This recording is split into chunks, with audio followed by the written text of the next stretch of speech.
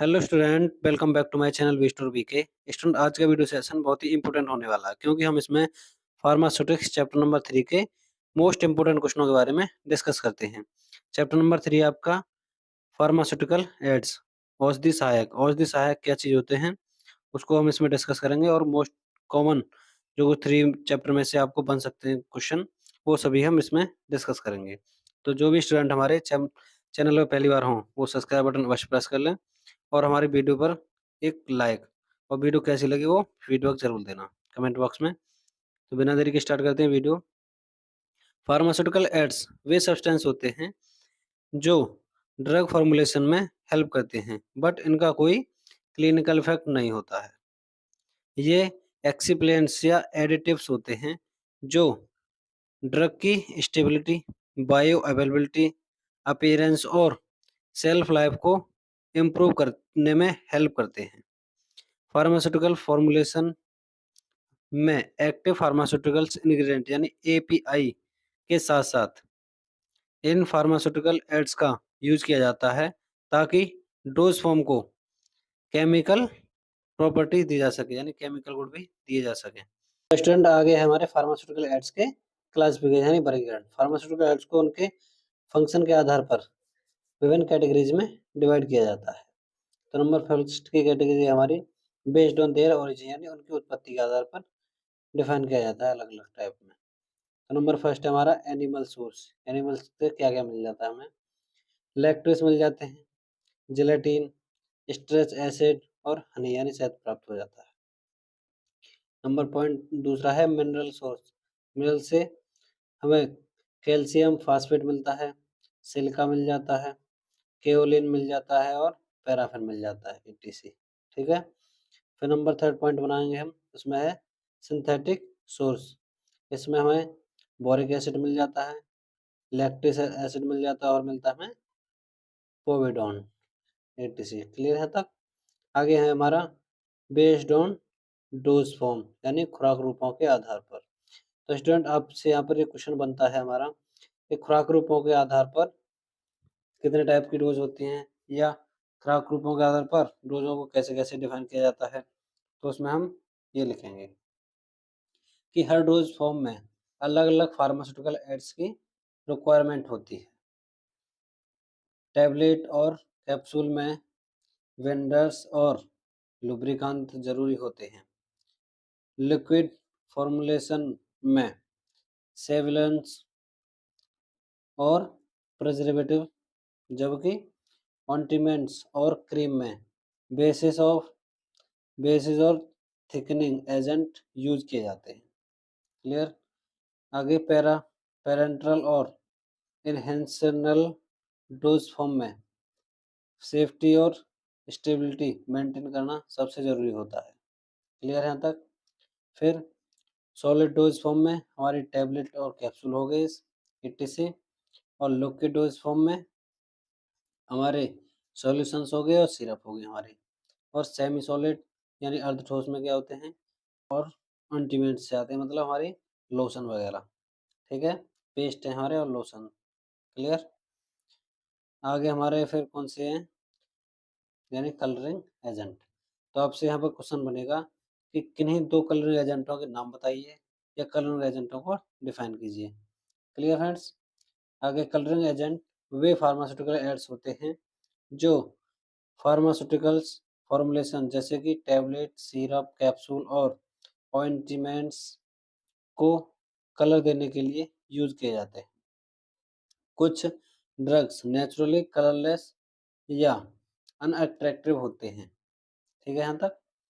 कुछ तो ड्रग पहले से ही कलरलेस यानी उनमें कलर नहीं होता और अनअट्रैक्टिव देखने में भद्दे होते हैं, इसलिए उनमें कलरिंग एजेंट ऐड किए जाते हैं जिससे आइडेंटिफिकेशन और ब्रांडिंग करने में हेल्प हो सके।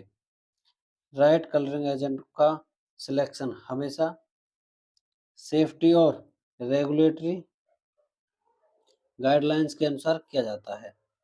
तो कलरिंग एजेंट को उनकी सेफ्टी, स्टेबिलिटी और फार्मास्यूटिकल रेगुलेशन के अनुसार केयरफुली सिलेक्ट किया जाता है।